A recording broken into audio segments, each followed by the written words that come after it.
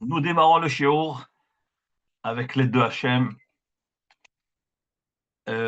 Cette semaine, nous allons lire Parashat Nitzavim. Nous sommes le jeudi 25 Elul 5785, 18 septembre 2025. Nous démarrons avec l'aide de Hachem. Le sujet que nous allons traiter, c'est Israël dressé face au monde. La parasha de cette semaine, qui est donc la parasha de Nitzavim, la Torah nous dit Atem Nitzavim Hayom Kulechem. Moshe Rabbeinu s'adresse au peuple juif et leur dit Atem Nitzavim Hayom. Vous êtes tous dressés, debout, aujourd'hui. Kulechem, tous, Lifne Adonai Elohechem, devant Hachem votre Dieu. Je répète le pasouk. Moshe Rabbeinu s'adresse au peuple juif et leur dit Atem, vous, Nitzavim, dressés, debout, dressés. C'est quoi cette notion de debout, de dressé? Hayom, aujourd'hui. Pourquoi il parle d'aujourd'hui? Kulechem, tous. Que veut dire tous? Évidemment, il s'adresse au peuple juif. Que veut dire Kulechem? Tous. On a l'impression que Moshe Rabbeinu va inclure autre chose. Lifne Adonai Elohechem. Vous êtes tous dressés debout aujourd'hui devant Hachem votre Dieu. Qui c'est tous? Rachechem, vos têtes, vos chefs, Shivtechem, vos tribus, Zignechem, vos sages, Shotrechem, vos policiers, Kol Ish Israël, tout homme d'Israël. Rashi Alav Shalom nous dit Melamed, pourquoi la Torah emploie le terme de Nitzavim ici? Vous êtes tous dressés. Melamed Shekinesa Moshe Lifne Hakadosh Baruch Hu.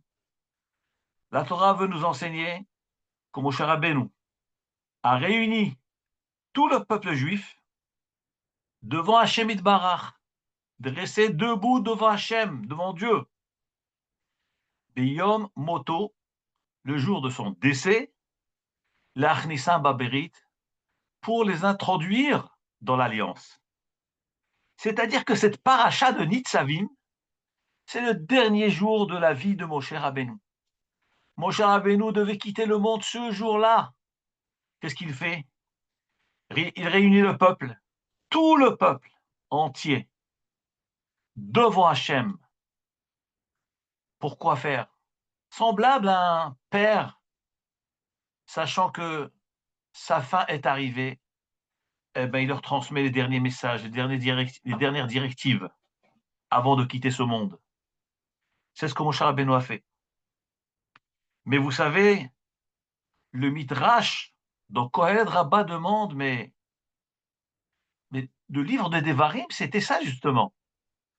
Quand vous prenez le début de la page du livre de Devarim, il y a marqué là Devarim, Asher Diber Moshe. Ceci sont les paroles, celles-ci sont les paroles que Moshe Rabbeinu a parlé au peuple juif. Alors le Midrash, Kohelet Rabbah demande, mais le livre de Devarim, il devait s'appeler Nitzavim. Pourquoi il devait s'appeler Nitzavim? Parce que d'abord, on rassemble le peuple, et ensuite on leur transmet les dernières directives. Et tout le livre de Devarim, c'est justement ça. Donc la Torah aurait dû ouvrir, commencer le livre de Devarim par Atem Nitzavim. Et le livre devait s'appeler Nitzavim, pas Devarim. Comment se fait-il que la Torah, elle dit Nitzavim après? Puisque d'abord on réunit le peuple, Atem Nitzavim, on les réunit, on les met debout, et après on leur dit Elad Devarim, voici les paroles. Dit le Midrash, de là nous voyons En Mukdam Uhar Torah. Il n'y a pas de Mukdam, d'avant, ou Uhar, et de retardé dans la Torah. C'est-à-dire il n'y a pas d'ordre. Effectivement, cette situation de Nitzavim, c'est ce qui a été dit en premier. Et après, la paracha de Dvarim est venue, puisqu'une fois qu'on réunit tout le monde, on se met à leur dire ce qu'on a à leur dire. Donc il fallait Atem Nitzavim, et ensuite El Dvarim. Mais la Torah nous dit de cela, dit le Midrash, Mukdam ou Muhar Torah, il n'y a pas d'ordre dans la Torah. Mais effectivement, d'abord il les a réunis, et ensuite il leur a parlé. Que veut dire Kulechem? Vous êtes tous debout. Tous. Que veut dire cette notion de tous? Nous dit le Sifri dans le livre de Dvarim, Psikta 48. Que veut dire Kulechem? Tous. On aurait pu penser que la Torah ne concerne que les grands, que les prophètes, que les sages. Et donc, il faut s'adresser aux sages. Viens, Moshe Rabbeinu nous dit, Kulechem, vous tous, à égalité. Magid Shakol Shavim Batorah. Ce passouk vient nous enseigner que le peuple juif est à égalité. Personne ne peut se prétendre dépositaire de la Torah, maître de la Torah. La Torah a été donnée à tout le peuple juif, à part égale à tout le monde. Maintenant, la supériorité, elle va dépendre des efforts que chacun va faire dans cette Torah-là. Comme l'Agmara a dit, Torah monachad bekeren zavit. La Torah est posée, bekeren zavit, dans un coin. Tout celui qui veut prendre, et bien qui vienne et qui se sert de la Torah. Donc on ne peut pas dire ah, la Torah c'est pas pour moi, je connais rien. La Torah c'est pour tout le monde. Tu dois juste t'efforcer et étudier la Torah. Et à ce moment-là, tu vas monter de degré. Et c'est ça le terme kulechem, tous, à égalité. Et d'ailleurs, le Midrash dans le Sifri il rapporte un pasuk où il est dit Torah tzivalanu Moshe borasha kilat Yaakov. La Torah, Moshe Rabbeinu nous l'a ordonné, qu'il Moracha, héritage, qu'il a Yaakov pour l'assemblée de Yaakov du peuple juif. Donc, c'est-à-dire que la Torah, c'est pour tout le monde. Le pasuk dit que Moshe Rabbeinu nous a réunis, les Ovrecha Bivrit, Adonai Elohecha Alato. Les qui suivent, il y a marqué que Moshe Rabbeinu leur a dit, pourquoi je vous réunis? C'est pour vous introduire dans le brit, dans l'alliance. De quoi s'agit-il? De quelle alliance s'agit-il? Mais la Torah. Quoi, l'alliance de la Torah? Mais ils ont accepté la Torah. Ils ont des Naas et Venishma. Que veut dire Moshe Rabbeinu voulait rentrer dans l'alliance? Alors, et dit le Rashi, comme Rashi explique, Midam le Kabal Alem et la Torah alpi habrit. Moshe Rabbeinu les a réunis afin qu'ils acceptent la Torah par selon le brit, c'est-à-dire par serment, sous serment. Pourquoi?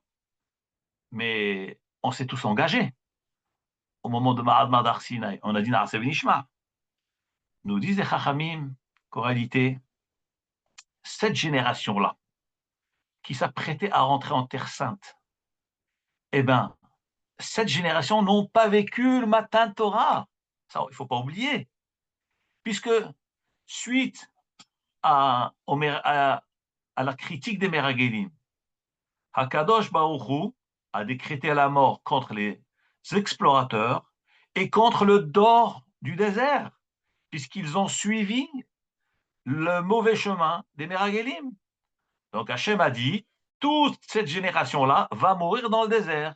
Et c'est seulement vos enfants, eux, pourront rentrer en Terre Sainte avec Yoshua Binoun. Et par conséquent, là, nous sommes juste devant le Jourdain, à l'entrée des Eretz Israël. Donc cette génération n'a pas été au pied du mont Sinaï. Ils n'ont pas déclaré Naas et Venishma.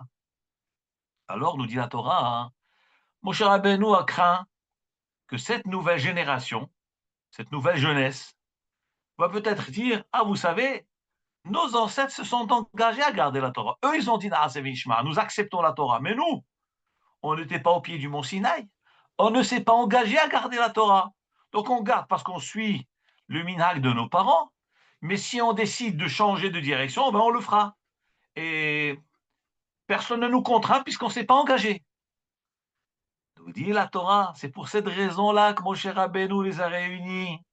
Le'ovrechem, bivrit Hashem Elokecha. Le'ovrecha. Hashem, Moshe Rabbeinu les a réunis afin de les assermenter pour qu'ils acceptent la Torah comme leurs parents. Et à ce moment-là, même cette génération qui n'a pas vécu le don de la Torah vont s'engager à être fidèles à la Torah et aux mitzvot. Et c'est ça le but de ce rassemblement. Le Ovrecha Bivrit. Vous savez, il y a un midrash extraordinaire, vraiment qui m'a fait beaucoup réfléchir. Quand j'ai commencé à voir cette paracha cette semaine, ça m'avait fait beaucoup réfléchir.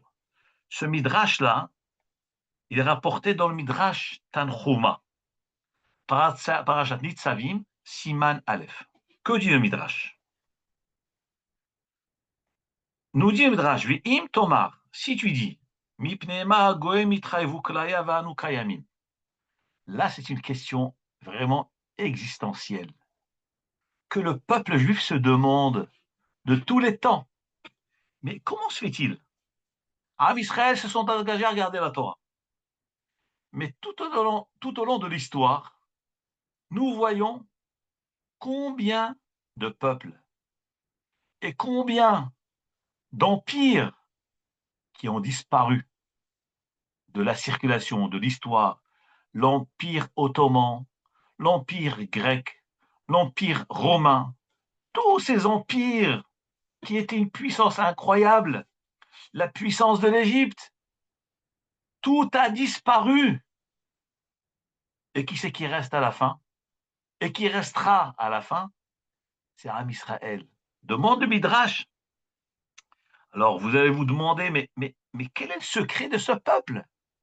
Comment ce peuple peut se dresser face, comme le titre du cours, dresser face au monde?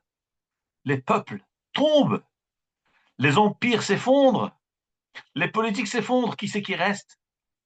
Israël. Am Israël, Hay Vekayam. Mais c'est quoi ce mystère? Mais d'où ça vient? Et ce qui est encore d'autant plus étonnant, c'est que c'est le peuple qui a été le plus persécuté. Et dans l'histoire, tous ceux qui sont persécutés disparaissent. Et là, tout d'un coup, nous voyons un peuple, depuis son existence, depuis sa naissance, il a été persécuté. Et il est toujours là, avec sa force, et sa fierté, et son courage, et sa fidélité. D'où ça vient cela? Ça, c'est le midrash de cette paracha. Et vous allez comprendre que la Torah est d'actualité, avec les événements que nous vivons actuellement, en Eretz Israël, les guerres de Gaza, le monde arabe contre Israël. Mais vous allez voir des choses, vraiment des prophéties que la Torah nous révèle dans cette paracha de Nitzavim. Demande alors le midrash, si vous demandez, mais comment se fait-il que toutes les nations disparaissent les unes après les autres? Tout s'effondre, et nous sommes là. Le peuple juif est Chai Vekayam. Nous dit le Midrash, Tanchuma. Lefi, car, Shebesha'a Sheba'u Alehem, Isurin, lorsque les souffrances accablent les nations, Harahem Boatim Bahem. Alors, qu'est-ce qu'ils font, les nations? Comment réagissent les peuples? Ils donnent des coups de pied et ils rejettent tout et ils ne mentionnent même pas et n'implorent pas Dieu, le maître du monde. Lorsque les nations sont accablées, ils donnent des coups de pied, ils bafouent le tout, et ils ne font pas appel à Hachem Idbarach. Où c'est marqué cela que le goy n'appelle pas Hachem? Le goy n'a pas ce réflexe de se tourner vers le ciel et de comprendre que ça vient d'en haut. D'où savons-nous qu'il a cette erreur? Toutes les nations ont cette erreur. Eh bien, c'est un psaume explicite dans le Tehillim. Le psaume 79, verset 6. Ce passage-là que je vais vous lire, c'est un psaume de Tehillim et que nous lisons dans le Seder de la Haggadah de Pessah. Je vous lis le verset. Shefor Hamatra El Agoim. Toi, Hachem, verse ta colère sur les nations. Asher lo yeda'ucha, qui ne te connaissent pas, qui ne t'ont pas connu. Comme ça s'exprime David Ameller. Donc, rappelons-nous, pendant le Seder de Pessah, après le Birkat Amazon, on remplit le verre et on lève le verre, le quatrième verre, on dit Shefor. Et on ouvre la porte de la maison, et on dit Shefor Hamatra el Hagoyim. Le roi David dit Hachem, verse ta colère sur les nations. Asher lo yeda'ucha qui ne te connaissent pas. Demande Midrash, comment ça les goïms ne te connaissent pas? Mais les goïms, ils savent très bien que Hachem est là, qu'il y a un Dieu dans le monde. Même les gens éloignés, même les gens qui ne sont pas juifs, ils croient qu'il y a Hachem dans le monde. Comment David Amer pouvait-il déclarer et dire verse ta colère sur les nations qui ne te connaissent pas? Comment ça, ils ne te connaissent pas? Nous dit le Midrash, lorsque les nations sont frappées de souffrance, alors ils tournent le dos à Hachem, ils ne pensent pas que ça vient de Hachem. Ils n'implorent pas Hachem. Donc, Hachem, lo yeda'ucha, ces nations-là qui ne te connaissent pas, Hachem, verse ta colère sur eux. Par contre, Aval Israël, mais le peuple juif, lorsqu'ils sont frappés de souffrance, de malheur, accablés d'épreuves, la qualité du peuple juif, c'est un peuple qui se soumet, qui est humble, qui baisse la tête devant Hachem lorsqu'il est face à des difficultés.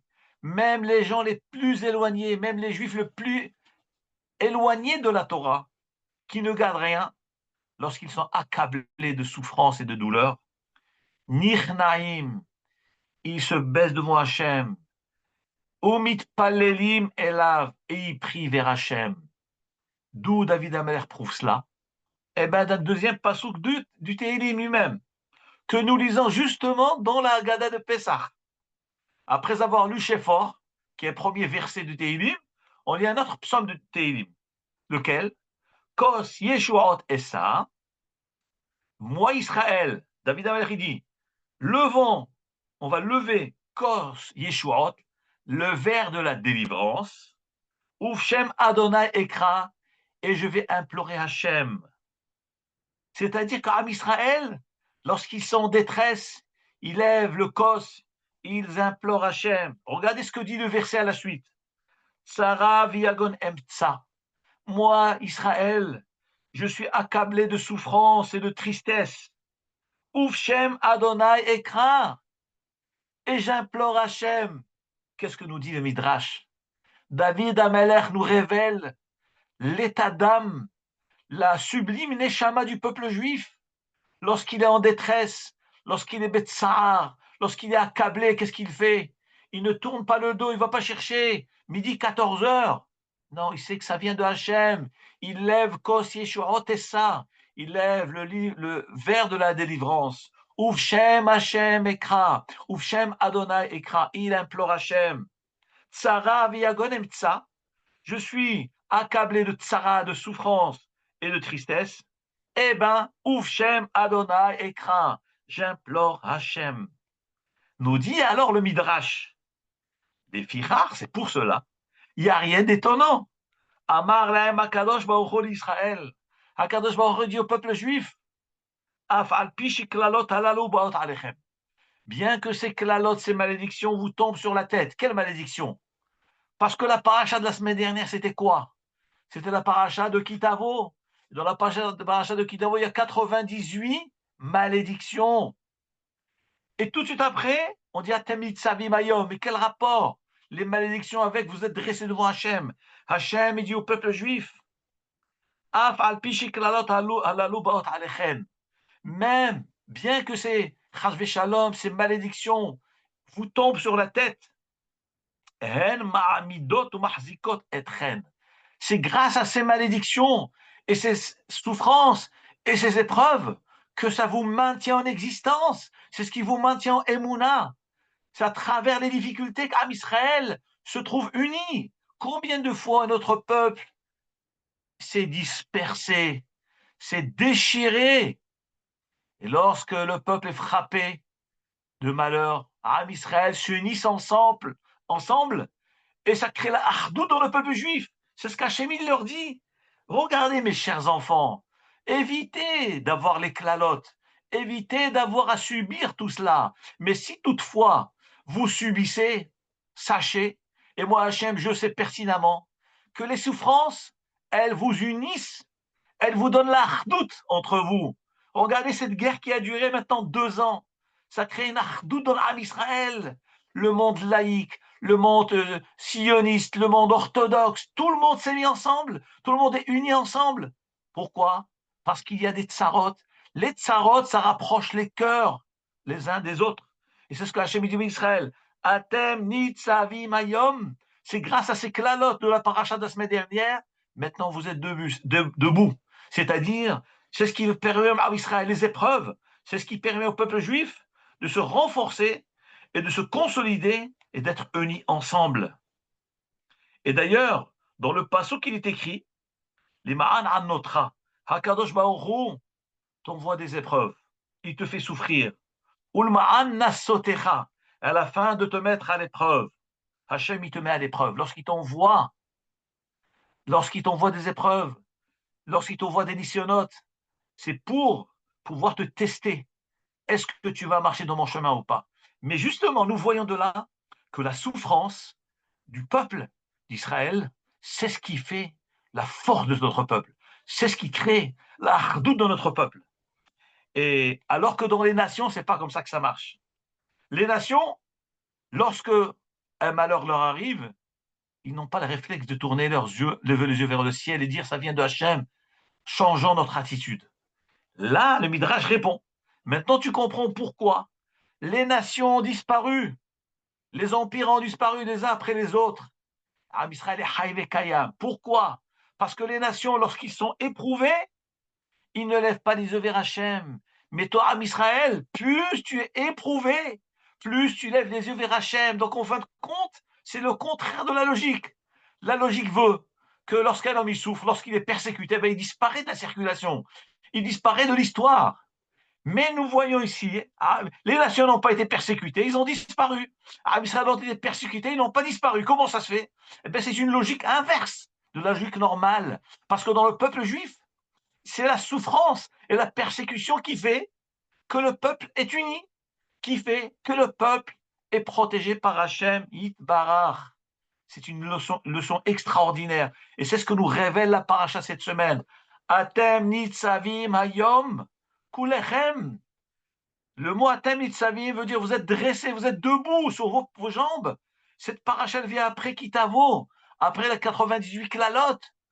Qu'est-ce qui fait que vous êtes nitzavim hayom? C'est les klalotes de la semaine dernière.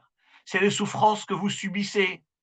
C'est les humiliations que vous subissez des nations. C'est ce qui fait de vous un peuple uni. C'est la haine des nations. Plus les nations se lèvent contre nous, et plus notre peuple est fort et puissant. Parce que le fait d'être sous l'effet de l'épreuve et de la souffrance, on implore Hachem. Et à ce moment-là, Hachem est avec nous. Et à ce moment-là, Atem Nitzavi Mayam, vous êtes là. Regardez, plus les jours avancent, plus les peuples se mettent contre nous. Jusqu'à il y a 1 an ou 2, Israël était l'ami du monde entier. Le monde entier était l'ami d'Israël. Et depuis le début de cette guerre-là, depuis le 7 octobre, chaque jour, un peuple qui s'éloigne. Chaque jour, un pays qui s'éloigne de nous.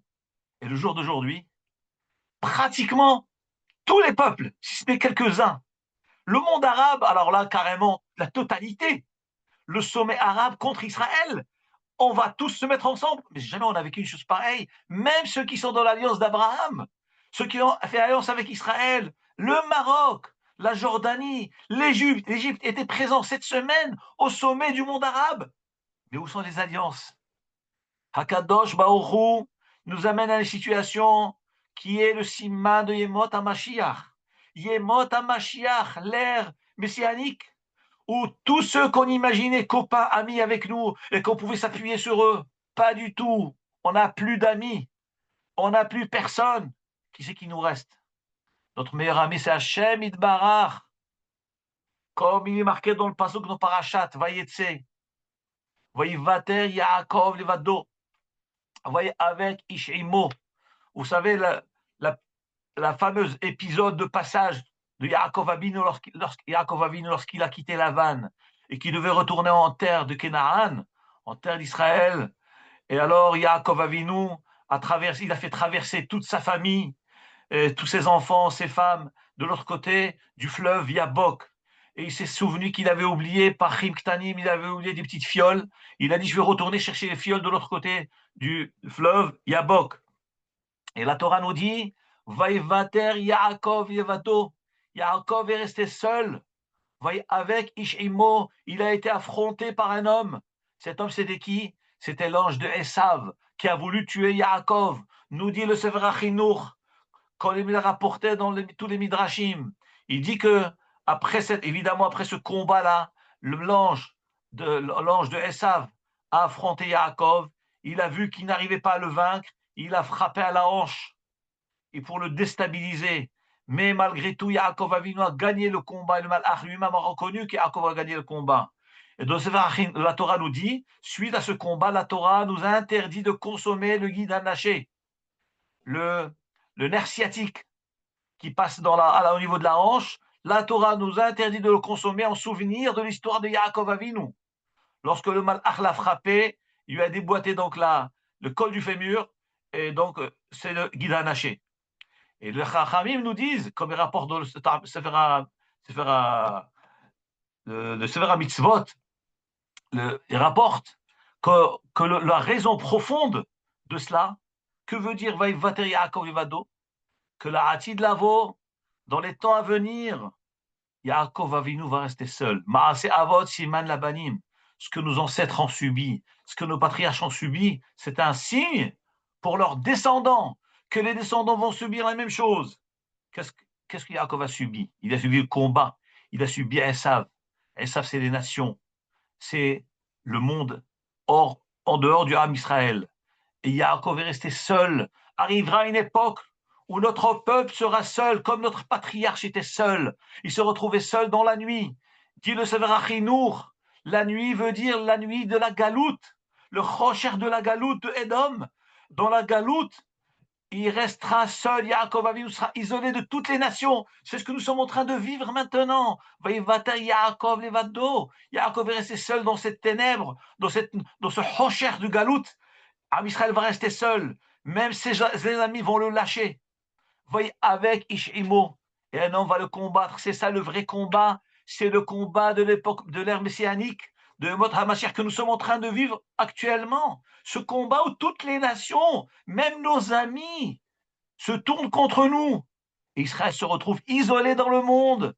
Combien de boycotts contre nous? Combien de sanctions contre nous? Ils vont maintenant faire des taxes contre les produits d'Israël. Mais tous les peuples, la France, tout, partout, partout. Mamash, ce qui est marqué dans la Torah. Vaïvater, Yaakov, Levado.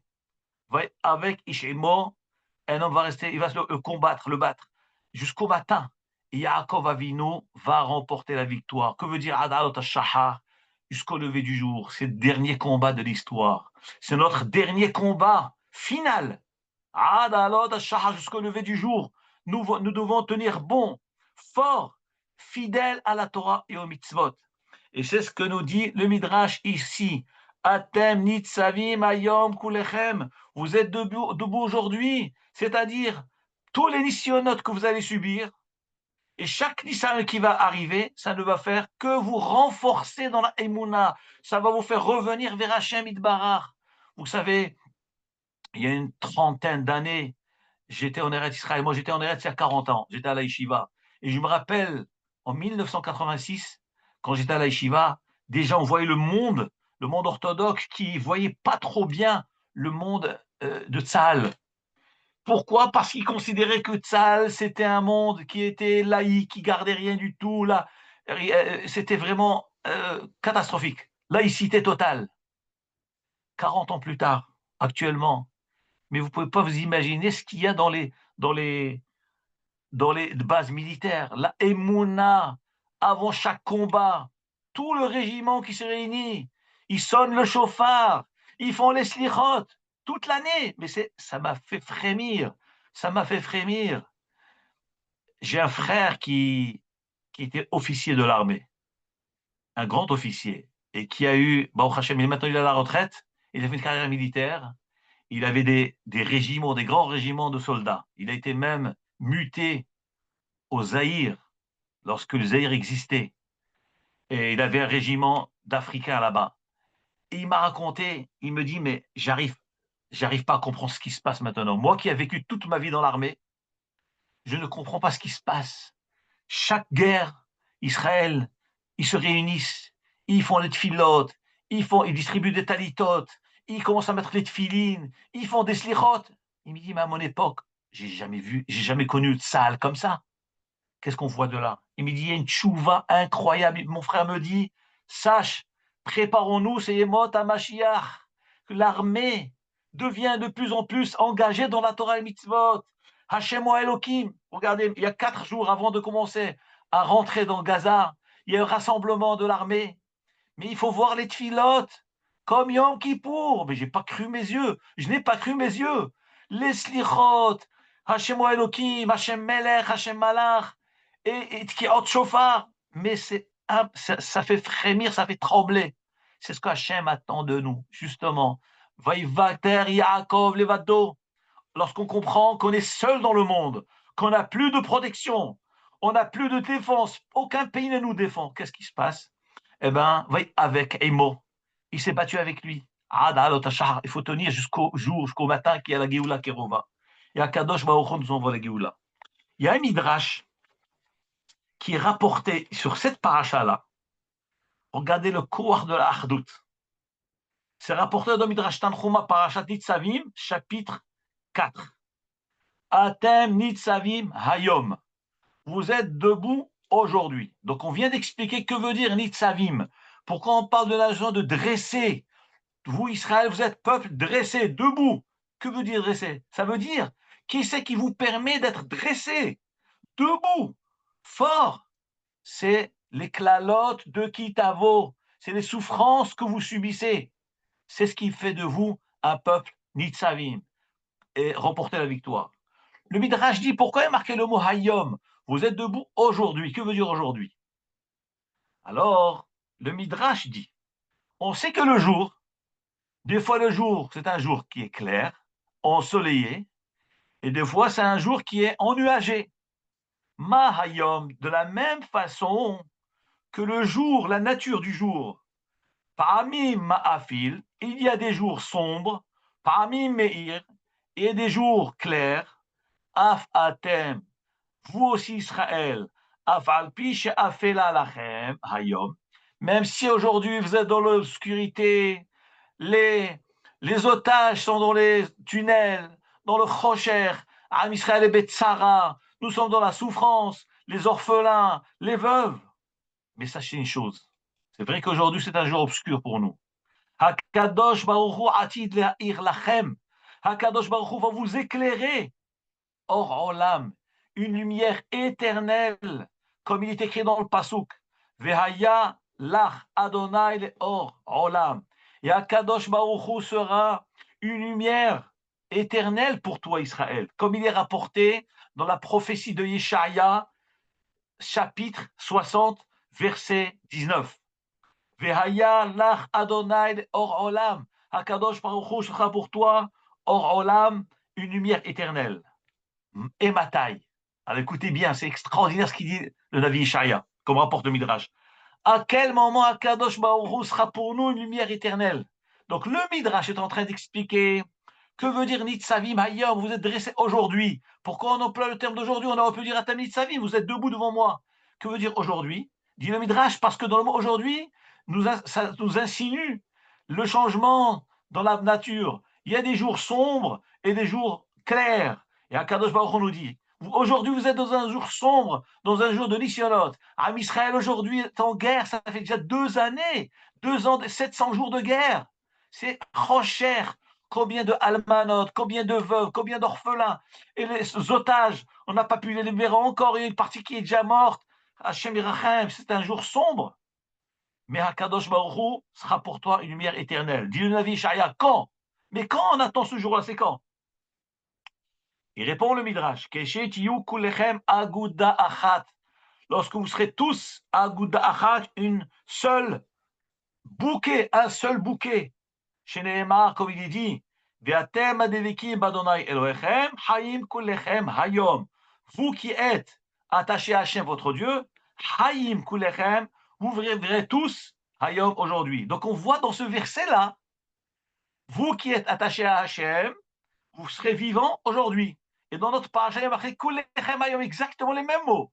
Les mêmes mots, kulech nitzavim kulechem hayom. Et dans le verset là-bas, il y a marqué hayim kulechem hayom. Le Midrash veut nous dire, eh ben, c'est exactement. Le Navi Ishaïa veut nous révéler à quel moment ça va se passer, que Hachem sera notre lumière.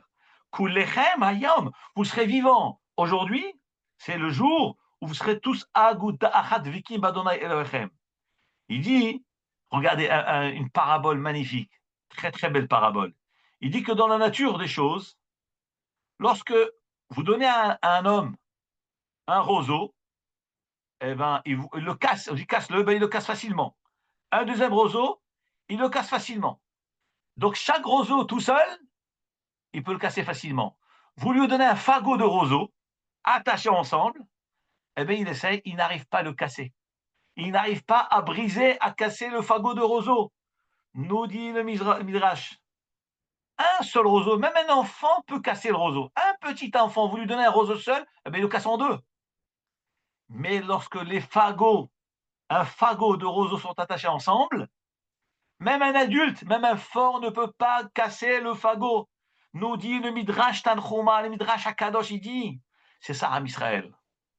Lorsque Am Israël sont séparés, ils sont divisés, ils sont en marloquette, les uns critiquent les autres, parce qu'il n'est pas comme moi, parce qu'il ne s'habille pas comme moi, parce qu'il a notre tendance. Donc on est séparés, on est comme ces roseaux séparés. Même un petit gosse, même un petit gamin, il peut casser le roseau. N'importe quel voyou peut casser le roseau. Mais lorsqu'Am Israël sont be'achdout, lorsqu'Am Israël sont alliés ensemble, même le plus grand fort ne pourra pas casser les roseaux. C'est extraordinaire. Et d'ailleurs, le Midrash lui-même rapporte, il rapporte un pasouk qui est marqué dans Jérémia, que la Géoula d'Am Israël, elle va se faire lorsqu'Am Israël sont unis. La victoire du peuple juif contre les nations, c'est au moment où ils seront tous unis ensemble, les religieux, les laïcs, et les orthodoxes et les mizrachim. Lorsqu'ils seront tous ensemble, là, la Géoula va arriver. Je vous lis les mots du Midrash. Incroyable, je vous dis, c'est une prophétie. Parachat à Shavua, mamash la période où Israël rentre à Gaza. Regardez ce qu'il dit. Vechen atamotse, tu trouves, chez En, Israël nig alim, Israël ne peuvent être sauvés, Hachiyu aguda achat, jusqu'à ce que toutes les diversités du peuple sont réunies ensemble comme un seul bouquet de fleurs pour l'amour de Hachem, comme il est dit dans Yirmiya, chapitre 50, verset 4, Bayamim Haem, cette époque-là, au Ba'et Haï, cette période-là, Neum Adonai, Hachem dit, Yavo Ubni Israël, les bénis Israël vont venir, Hema eux, Ubni Yehuda, et les enfants de Yehuda, Yahdav ensemble. Pourquoi on parle d'Israël et de Yehuda? Parce que sachez que dans le peuple juif, il y a ce qu'on appelle une période de l'histoire qui s'appelle le schisme. Le schisme, c'est la coupure de Malchut Israël et Malchut Yehuda. Il y a eu deux royaumes, le royaume d'Israël et le royaume de Judée. Le royaume de Judée était Yerushalayim, c'était Yehuda et Binyamin, et le royaume d'Israël, c'était les 10 tribus qui étaient en dehors de Yerushalayim. Il y avait des guerres entre eux, et ceux qui étaient en dehors d'Israël, de Yerushalayim, ne voulaient plus que les Israël amènent les korbanot.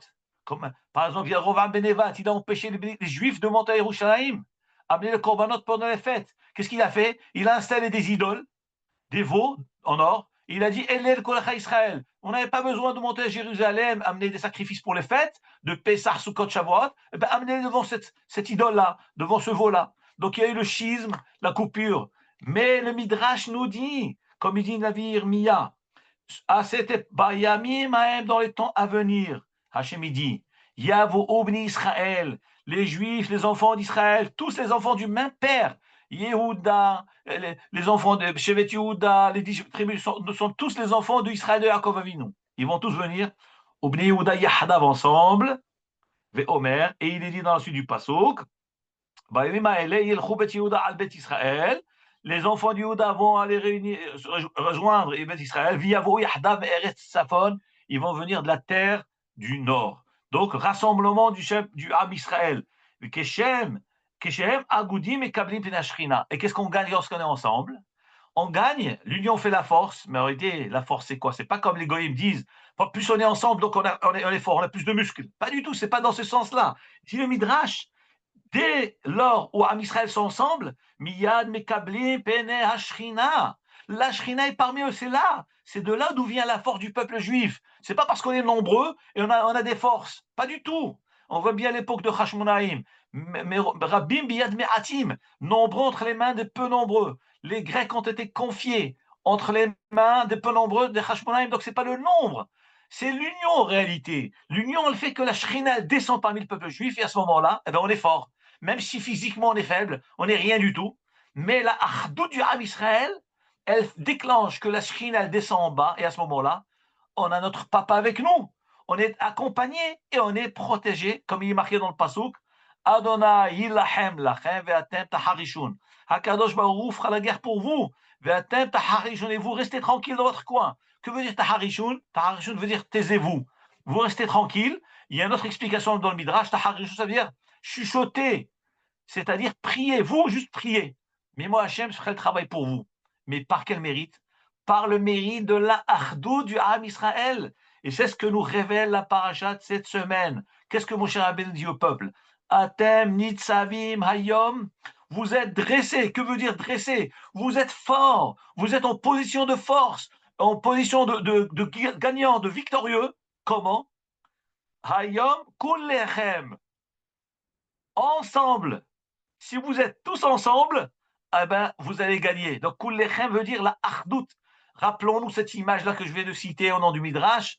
Achdout, c'est-à-dire comme ce fagot de roseau. Il est lié ensemble, personne ne peut le briser. Mais si Chal Shalom on les sépare, même un petit enfant pourra briser tout le fagot. Eh ben, et souvent, c'est comme ça, malheureusement. Vous avez un juif qui se détourne, eh ben, les goïms, ils parlent contre celui-là, contre celui-là, contre celui-là. Mais quand ils voient qu'on est tous ensemble, ils n'ont pas de force contre nous.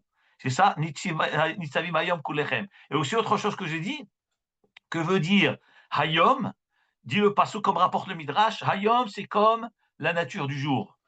Il y a des jours sombres, il y a des jours clairs. Et Hachem nous dit, acceptez, même quand les jours sont sombres, unissez-vous Kulechem, Lifne Adonai Elohechem, rapprochez-vous de lui.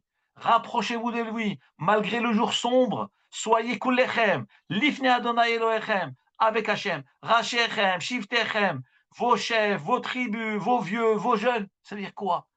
Toute la diversité du peuple juif, toutes les couches sociales, toutes les différences. Mettez-vous ensemble, unissez-vous ensemble, et vous serez nitzavim.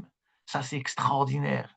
Et vous savez, ce terme-là de Atem Nitzavim Hayom, dans le Zohar HaKadosh, il dit que il y a un terme que Iyov a dit, que de ce pasuk Hayom, nous apprenons que le mot Hayom veut dire Yom Kippour. C'est le remez de Rosh Hashanah, de Yom Hadin. Va y avoir Satan, il y a un pasuk rapporté dans le Midrash, dans le Zohar HaKadosh, que lorsque le jour où il y a eu des critiques contre Iyov, où l'accusateur est venu, c'était le jour de Rosh Hashanah. Le Satan est venu et a porté des critiques. Et là-bas, il y a marqué le mot Hayom. Donc là aussi, le mot Hayom, ça nous fait un remez, une allusion au jour de Rosh Hashanah. Que le jour de Rosh Hashanah, effectivement, nous sommes Nitzavim Hayom Kulechem. Nous sommes tous devant Hachem Itbarach le jour de Rosh Hashanah. Vous voyez, Rosh Hashanah, c'est cette semaine. C'est mardi. Et la paracha de cette semaine, elle part de Rosh Hashanah. Atem Nitzavim Hayom Kulechem. Moshe Rabbeinu, lorsqu'il a dit ces mots, il a pensé à tous les événements de l'histoire. Il a pensé même à des moments où cette paracha va tomber juste avant Rosh Hashanah, et dans ces mots, il a parlé de Rosh Hashanah. Vous, peuple juif, vous êtes debout devant Hachem Itbarach le jour de Rosh Hashanah pour rendre compte et faire tchouva shlema. Kulechem, les grands, les petits, il n'y a pas de protection, rien. C'est pas parce que tu es chacham, pas parce que tu es ton père est un rave que tu vas passer, on va fermer les yeux. Pas du tout. Vous êtes tous à égalité. L'humanité tout entière est jugée ce jour-là. Et c'est ça le remez qui est marqué dans cette paracha. Atem nitzavim hayom kullechem lifni Adonai Elohechem. Ce jour-là, c'est le jour de Rosh Hashanah. Je vous rapporte un midrash. La Gemara dans Masechet Brachot, pardon, pas Brachot, Masechet Rosh Hashanah. Qu'est-ce qu'elle dit? La Gemara dans Rosh Hashanah, Daf Tet Zayin Amoud Aleph dit, Be'arba'a Prakim Ha'olam Nidon. Le monde est jugé dans 4 périodes de l'année. Be-Pesach, à la Touva. Donc il y a 4 jugements dans l'année. Be-Pesach, la période de Pesach en Nissan, à la Touva. Le monde est jugé pour la récolte. Combien de récoltes vont pousser cette année? Donc à Pesach, qui est la fête de la moisson, eh ben, le monde est jugé. Combien de blé on aura? Combien d'orge? Combien de céréales? Ba'atzeret, pendant le jour de Shavuot, Al Perot Ha'ilan, le monde est jugé pour les fruits. Combien de fruits vont pousser? La quantité, la qualité, la saveur. Ça, c'est jugé le jour de Shavuot. Rosh Hashanah, le jour de Rosh Hashanah, qui est le mois de Tishri, premier Tishri, Kol Ba'e Olam Ovrim Lefanav Kivnei Meron. Kol Ba'e Olam. Tous les passants du monde, c'est-à-dire tous les humains. Et la Gemara va dire plus tard que même les goïms sont jugés le jour de Rosh Hashanah. Ce n'est pas un jugement seulement pour le peuple juif. L'humanité tout entière est jugée le jour de Rosh Hashanah. Donc un goï qui est croyant, il doit savoir qu'il est jugé le jour de Rosh Hashanah du peuple juif. Et ce n'est pas pour rien que dans le signe du zodiaque du mois de Tishri, le signe des zodiaques, c'est une balance. Le Rambam explique d'où viennent ces signes des zodiaques. C'est le 8e sphère autour de la Terre. Dans l'espace, c'est divisé en 12 parties. Et chaque partie, elle contient un certain nombre d'étoiles. Lorsqu'on relie ces étoiles entre elles, ça donne une forme. C'est ce qu'on appelle les signes des zodiaques. Donc, c'est ces parties à la 8e couche et sont divisées en 12 parties. Et chaque groupe, donc il y a une constellation, un groupe, un regroupement d'étoiles. Alors, le signe du zodiaque de Tishri, la partie qui correspond au mois de Tishri, et dans les 12 parties, chaque partie, elle correspond à un mois de l'année. Et la partie qui correspond au mois de Tishri, lorsqu'on observe dans le ciel les étoiles qui forment cette constellation-là, eh bien, ça a une forme de balance. Pourquoi c'est une balance? Parce qu'Akadosh Baruch Hu a décidé que cette partie-là, elle correspond au mois de Tishri, parce que le mois de Tishri, le monde est mis dans une balance. Le monde est jugé le jour de Rosh Hashanah. Et c'est ce que dit la Gemara donc de Masechet Rosh Hashanah Daf Tet Zayin Amud Aleph. Le Rosh Hashanah, Kol Haba'ei Olam Ovrim Lefanav Kivnei Meron. Le jour de Rosh Hashanah, le nouvel an, tous les venants du monde, tous les humains, Ovrim Lefanav, passent devant lui, Kivnei Meron, comme Bene Meron. On va expliquer ce que ça veut dire. Chez Nehemar, comme il est dit, Hayotzer Yahad Libam, Hakadosh Baruch Hu, qui a créé l'Am Israël, Yahad Libam, il arrive à voir le cœur de tous en un seul instant. Amevin El Kol Ma'asehem, il comprend toute leur conduite, leurs attitudes. Et il les juge ce jour-là. Et après la Gemara continue. Au Bahag Nedonim Alamaïm, et à Sukkot, on est jugé pour l'eau. Combien de pluies vont tomber dans le monde? On voit de là que le jour de Rosh Hashanah, l'humanité tout entière est jugée. Le jour de Rosh Hashanah, Hayom Harat Olam, Hayom Ya'amid Bemishpat Kol Yetzurei Olam. D'ailleurs, c'est les passages que nous lisons dans la Tfila de Rosh Hashanah, dans le Moussaf. Hayom Harat Olam. Aujourd'hui, c'est la grossesse du monde. Comment ça, grossesse? Le mot harat, ça vient du mot har. Harat, ça veut dire être enceinte. Une femme qui est enceinte, va tahar, va teled. Le monde portait un bébé. C'est quoi le monde a porté un bébé? L'homme, pourquoi on ne parle pas de la création du monde? On n'a qu'à parler de la création du monde. Non, en réalité, non. Le monde a été créé le 25. Mais seulement, Adam Arishon, il n'a été créé que le jour d'Rosh Hashanah. Il n'était que le 6e jour. Et le 6e jour, c'est Aleph Bet Ishri. Là, c'est la naissance de Adam Arishon. C'est pour ça qu'on dit Ayom Harat Olam. Aujourd'hui, le monde a mis au monde un enfant. Le monde a accouché d'un bébé. Qui c'est le bébé? C'est Adam Arishon. Et ce jour-là, il a fauté. Et ce jour-là, il a été jugé. Et ce jour-là, il a été acquitté. Donc tout s'est passé le jour de Rosh Hashanah. Le jour de Rosh Hashanah, premier Tishri, c'est le jour où Adam Arishon a été créé. Pas le monde. Le monde n'a pas été créé le jour de Rosh Hashanah. Il a été créé 6 jours avant. Et le 6e jour, c'était le premier Tishri. D'ailleurs, aujourd'hui, c'est le 25. Eh bien, aujourd'hui, la création du monde, c'est le 25, aujourd'hui, le jour d'aujourd'hui. Et ensuite, 6 jours plus tard, Adam Arishon a été créé. 6e jour de la création, c'était un vendredi. Et il a fauté, et il a été jugé, il a été acquitté, il a fait tchouva. Et c'est pour ça que nous disons, Hayom Ya'amid Mishpat Kol Yetzura Olam, Akadosh Baruch Hu va juger le monde, comme il a jugé Adam Arishon ce jour-là, de Rosh Hashanah. Il va juger les descendants de cet homme, de Adam Arishon, les enfants d'Adam.